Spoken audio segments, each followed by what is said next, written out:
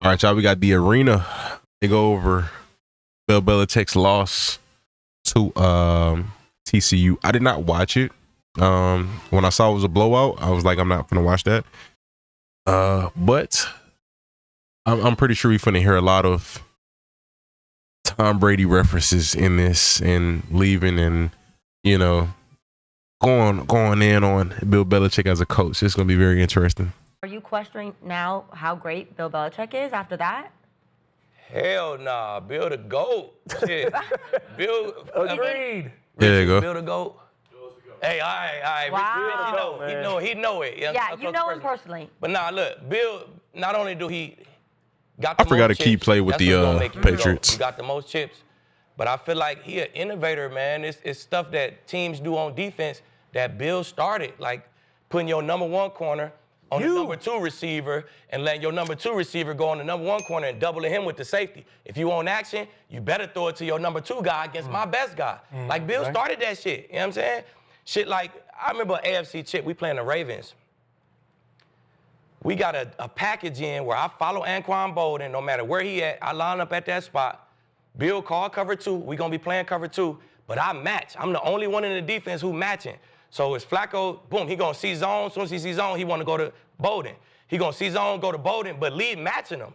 It's like we gonna fuck him up. Now, we ain't really get to it. I got hurt like on the second drive, my hamstring. But just the game plan alone was fucking impeccable, bro. And just how Bill run this building, man, he hold everybody accountable. Didn't Anquan have a game that you talking I about? left and Anquan ended up having a game. Wow. But look, he just hold everybody accountable in this building. You show The up fact late, that Skip remembers that is you tough. ain't ready to go for the day. He gonna send your ass home for the whole day, 30,000. I don't give a fuck who you is. You know what I'm saying? It's if we playing in Miami and it's gonna be 85 degrees, it's fucking 40 degrees in New England. Put us in the indoor, blast the fucking heat on. Like, he just getting us ready for the game. Little shit. It's the little shit. If we play a night game, instead of every day coming in at 8 in the morning, shit, let's come in at 12, plan on be here till about 8, y'all, boy, just to get our body clock ready to play at that time of night. It's just the little shit that he did to get the team ready, his chips and the shit that he created through the league, man. Wade Phillips was the only person even close to him as far as game planning for opposing team. So, second to none. Second to none. Right. Bill Belichick go crazy. You know why I'm not worried about Wade Bill Phillips, that was a good defense coordinator. They got beat to sleep last night, right? Yeah. Okay. Bill Belichick, first game as a New England Patriot coach, they lost to the Tampa Bay Buccaneers. They went 5-11 that year. We're in a time where Bill Belichick got hired at the end of December. You have recruiting, you have transfer portal. The team Bill Belichick walked out there on that field is not Bill Belichick's team. Hell no. He hasn't had time to set the culture. Let me give you some revisionist history. Do you know who Bill Belichick drafted in his first draft? Tom Brady, Hall of Fame. You know who he drafted the next year in the draft? Richard Seymour, Hall of Fame. You know who he ended up drafting the next year? Deion Branch. You know who he brought in free agency? He brought in Rodney Harrison. The point I'm getting at is... Drafted Sante. The point I'm getting at is Bill Belichick had a chance to build his team. He had to set his culture. What happened last night? I don't know why people thought it was going to be... We're not in the times of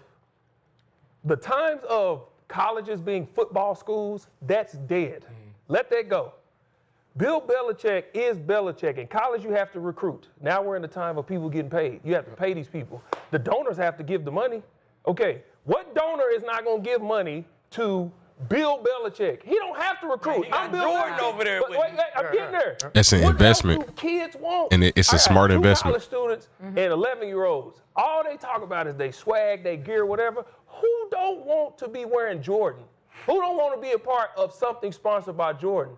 What really can happen is North Carolina, they can be Oregon East. Like Oregon has all these unis and all this, and everybody go there to unite in this. They will be. Let's go back to Arch and what you said he faced. He faced Matt Patricia, who coached under Belichick, which has the NFL mindset. There's no college coach going to out-coach Bill Belichick. Yeah. So I'm going to be the best coach. I have sponsored by Jordan, and I'm going to get as much money as I need because I'm Bill Belichick. Last night he got beat to sleep, but I'm not worried about Bill being Bill in the college because they said the same thing about who? Nick Saban. How many years do you think it's going to take before you got to give him at least? You have to give Bill at least 2 years. He has to change the culture and get the players. But once they see, like, oh, shoot, we got all these, yeah, maybe we wear Jordan, we getting all this money, this and this. It takes one guy. You see, he already had Wayne at practice. Guy, and then, whoop, the next one going to come, the next one. What's crazy, too, they got Michael Jordan. I'm pretty sure he's a sponsor. Like, that's big money right there. And again, not only that, it's going to be other people who see it as a good investment. That's all it takes. By next year, I'm telling you, they're going to cash greatest, out for man. one of these guys, one of these quarterbacks. That's going to bring a couple receivers. North Carolina going to be cooking. Bill About the greatest. 2027. Shit, I like it next year. 2026. College, it don't take long. College, you could do it right now. 12 teams in the college football playoff. I say they'll be in there next year. Next year, they're going to be there. He gonna get transfer guys. He gonna get transfer guys and all 5 stars. They started last night real bad, but watch, they gonna finish better. They gonna finish solid this year, 500, a little bit above 500. And Bill stood up at the podium and said, man, that was on the coaches. I had him man, listen, the ESPN being at your game at North Carolina with all that hoopla they had around, a lot of them kids ain't built for that. They weren't ready for it. So I'm sure Bill, like, we didn't have them ready for all of it. When you walk out and them lights is on, man, you play them primetime game, kid, you played a bunch. And that camera going across the field like this, you see the crew over there, Randy Moss was there, they looking like, your adrenaline going, then you get in the game, it's like, oh yeah, I do still got to play football. And they got beat to sleep by a team that was already established. Bill didn't beat them. Let Bill handle his business. It does not have any bearings on his greatness. All right, it's my turn. I realize how much you love this man because you played for this man. But I have always thought he was overrated because he was mostly a product of Thomas Edward Patrick Brady Jr. That's crazy. I'm giving 75% of the credit to Tom Brady, who won all 6 of those Super Bowls with game-winning drives in the fourth quarter or overtime. And I give you, he has a great defensive mind, and he's a great defensive coordinator. I don't think he's a great head coach, and I can just give you the numbers. With Tom Brady as a head coach in the NFL, Bill Belichick went 249 and 75. He won 249 games and lost only 75. Without Tom Brady, Bill Belichick as a head coach in the National Football League went 83 and 104. He lost 104 games. He was 21 games below 500 as a head coach without Tom Brady. And most important and most significant, with Jimmy Garoppolo, no offense, Jarrett Stidham, and who else? once Brady got pushed out the back door by Belichick and especially Robert Kraft, all of a sudden Bill has 4 seasons to prove that no, it was about him, not about Tom Brady. And in those 4 seasons, New England went 29 and 38. So he's 11 games under 500 for his last 4 years in New England, and they make one playoff game, make it to one playoff game. It was at Buffalo, tough place to play, but it was 47-17 Buffalo, and Buffalo never punted in the game against the genius coordinator Belichick. And then I look back at the Super Bowls, and I look at the first Eli Super Bowl. Brady did what Brady always did in Super Bowls. He drives them down with 2 minutes left, and he hits Randy Moss for a touchdown, and it's 14-10 New England. 2 minutes left in the game. First Eli Super Bowl. Here comes Eli Manning going 75 yards, not for a field goal because they're down 4, for a touchdown. He hits Plaxico for a touchdown to win the game against the vaunted Bill Belichick defense. And then the one I never got over was against Philadelphia, and it's backup quarterback Nick Foles. Backup quarterback. The backup quarterback hangs 41 points on the vaunted Bill Belichick. 41 points? Are you kidding? 41 points? And that was without Malcolm Butler, who mysteriously, I've never heard the explanation for this, got benched. Why did he bench? The player on defense who played the most regular season snaps was Malcolm Butler, a guy you can appreciate, certainly, although he was undrafted out of whatever it was, West Alabama. He was nice, though. Yeah, he was nice. And yet he doesn't play a snap in the Super Bowl for mysterious reasons. And they give up 41. The vaunted Bill Belichick gave up 41. And I'm looking at this. Where would he have been without Brady against Seattle late in that game? I know Malcolm Butler made the play of the game, but Tom threw for 124 yards, 2 touchdowns in the fourth quarter of that game against the Legion of Boom. I'm sorry, I can't justify it. And then I remember the great Don Shula referred to Bill Belichick as Belicheat. This is Don Shula, a legend in the game, called him Belicheat because of Spygate, because he's got some scoundrel in him. He just does. He just does. My friend Eric Mangini called him before they played each other. Eric had been an assistant, went to head coach of the Jets. Eric called him the Thursday before and said, don't videotape me. Don't videotape our signals. I know you do it to everybody, but don't do it to me. And Eric called his ass in. He called the league office and busted him, and that became the Spygate scandal. But that's something that everybody do, though. Skip. Okay, all right, Just Bill. Well, you that's said fucking every team in the league who do that. Quick question, right? Okay. You said the first Eli Super Bowl. What's one of the greatest plays, probably top 10 plays in Super Bowl It's history? a lucky helmet catch. Okay. It's like you stick the ball in your face mask. So this is the best of the best. Does the other team not have to make plays too? Yeah.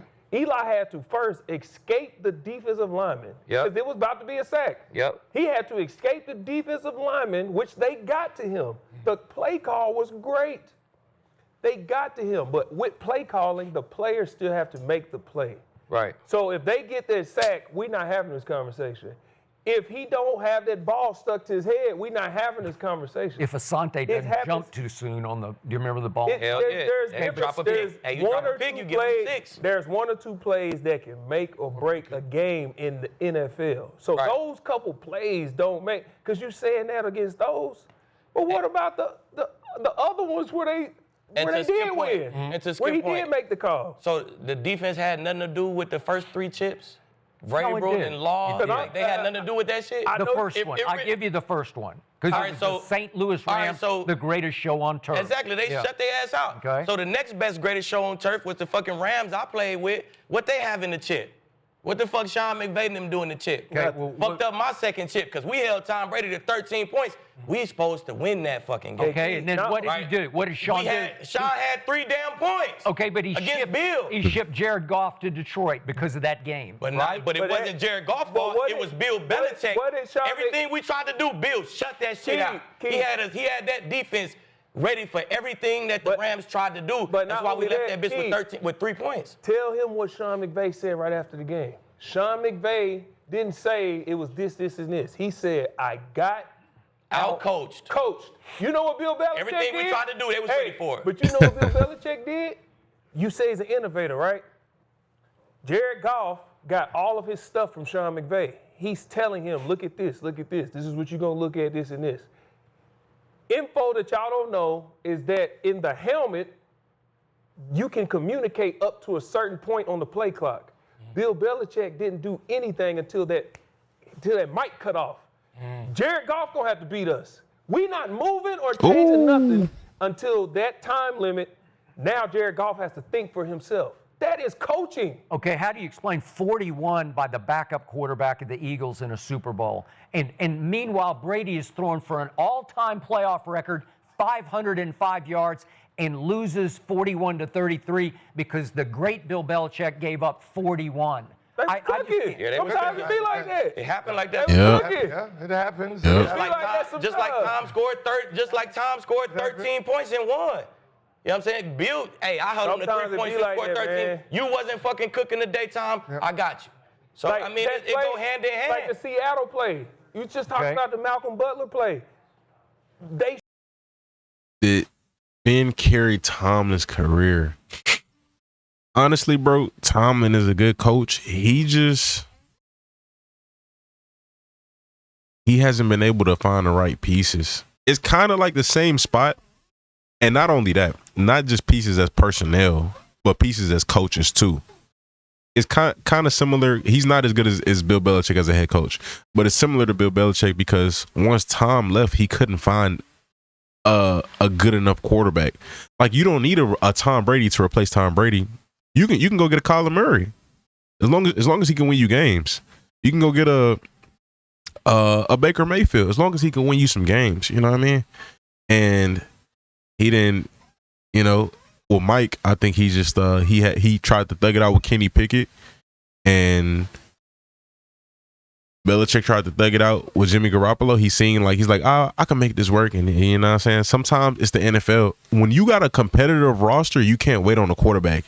You need the quarterback to be good right now, and that's the situation that the Colts are in with AR. You need the quarterback to be good right now, and with Mike Tomlin and the Steelers, they got a competitive roster. You need the quarterback to be good right now. And that's what the situation been with Kenny. Because you drop off from Big Ben and you have a competitive roster consistently. And you know what I mean? So I think Tomlin just hasn't found the right pieces coaching wise, because the offensive play calling has been really, really like stale. And also personnel wise. Showed the video of them going over that play in practice. He picked it 10 times that week. That's what I'm saying. He picked that ball off 10. Tomlin got to be aggressive. I'm cool with the Aaron Rodgers move, but you need to do the same thing with coaching as well. I don't know. You need to find an innovator, an offensive innovator. Somebody who's just really creative. Because again, like I said, they've been very stale since Big Ben left, and I can't remember who the offensive coordinator was in Ben's few last years there. I think they was beefing. I don't know. I remember hearing something about that Ben didn't like the offensive coordinator, but who hired him? Head coach. Different philosophies. Ben was good. Ben good. You know what I mean? I don't know the full details or whatever, but I don't know. I think his choosing in that department could be a little bit better. In practice over and over, and the reason it worked so well in the game because they showed right during that Friday's practice, before that game, they ran that play, and he picked it. Get in the game, pick. That's preparation from your coach. Okay. Yeah, but isn't that what a great coach is? Yes. Like, you have the talent, you maximize the talent, and you're successful with it. Okay. Right? That is actually what a great coach is. It's not like, they had all this great talent and you shit the bed. So, that is like this big argument on what makes a good coach, because I can only judge you off of your success and the teams you had. Right? And that's the only thing we can go off of, right? He has the Super Bowls, he has the pedigree, he had Tom Brady. That's it. You lost Tom Brady, you don't have nothing.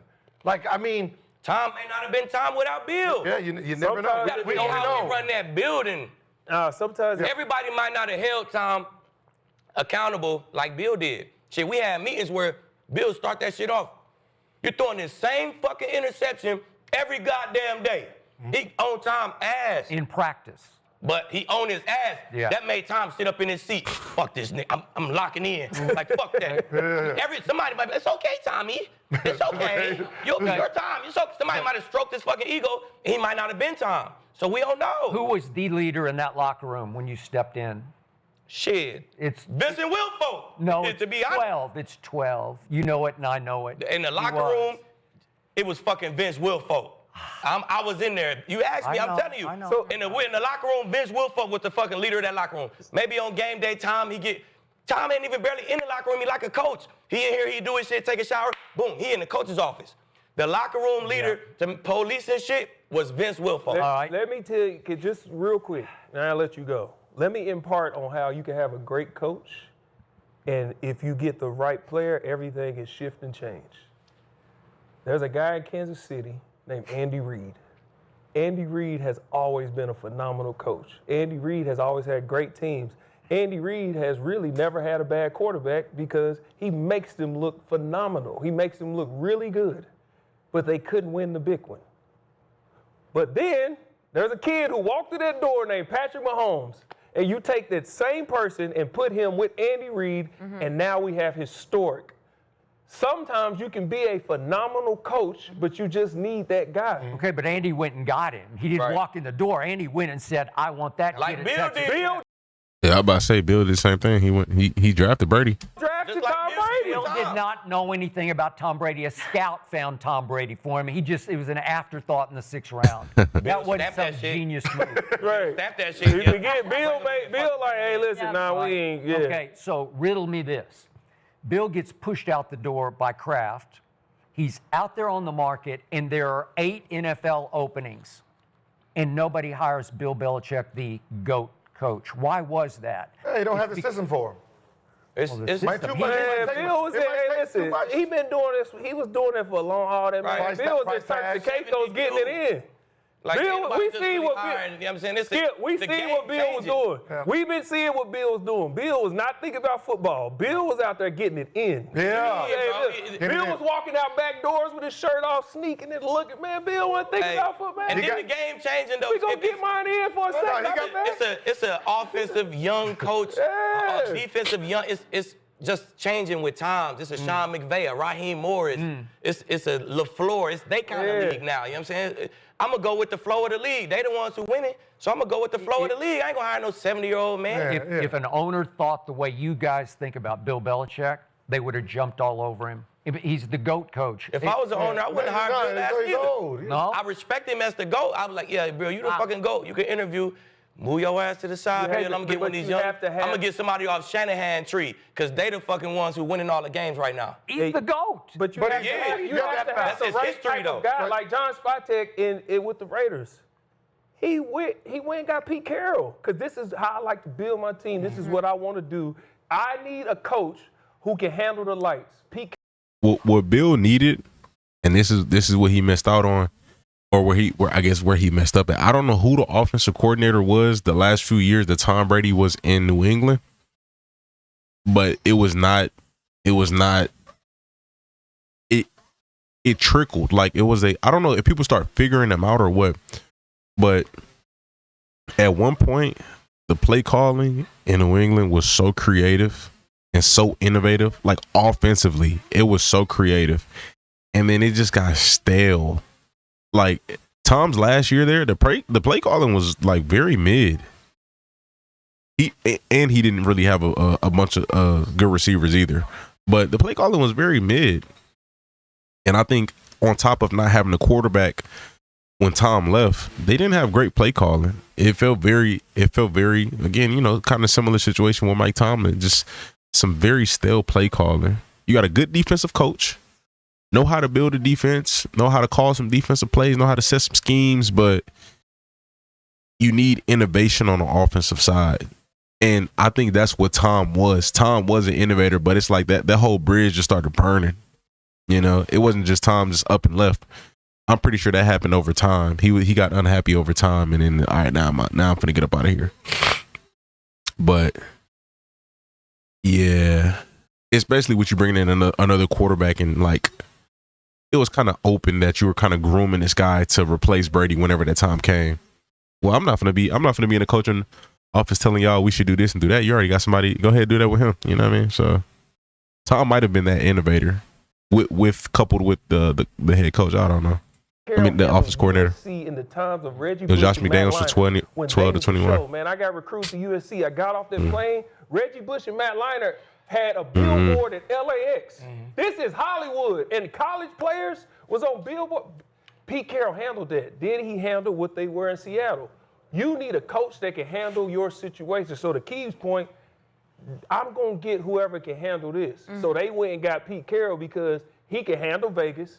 He can handle the situation. He builds a formula to do what I need here. Belichick probably didn't fit these people's stuff. They're like, man, nah. Okay, so here's what I'm seeing. Over the last 4 years at New England, slowly but surely, Bill Belichick got exposed. Last night, he got further exposed. That team was not prepared. I get it. They have 70 new players through the portal. I got you. And he's got to install his culture, and it hasn't happened yet. They didn't tackle. They didn't hit. They didn't look ready to play football the way TCU was ready to play football, and that's on the new head coach. And you can't tell me that those board of regents who are paying him $10 million a year didn't sit back last night and say, my God, what are we paying for here? Because that was embarrassing. It was ugly. Yeah. It was very Overall, Bill is the best head coach of all time, in my opinion. And whatever happened with UNC, they're gonna figure it out. It's one game, and I mean, we can't. And that's the good thing about football. It's so few games that allows you to create these narratives and sit on these narratives and get money off of these narratives and get clicks off of these narratives, and and then next week you can rewrite the story, or next year you can rewrite the story and it be even bigger. But good vid, like the arena. Y'all let me know your thoughts in the comment section. Subscribe, stay tuned, stay blessed.